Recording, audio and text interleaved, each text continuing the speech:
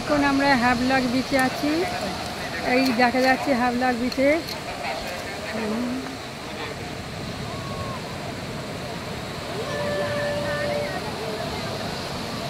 এই আজকে মেঘলা আছে, তার মধ্যে সূর্যটা সান।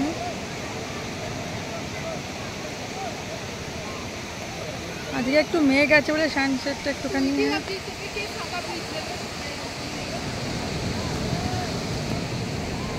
পুরো এই হ্যাভলক আইল্যান্ডে আমরা আছি। রাধানগর বিচ পুরো গ্রিন।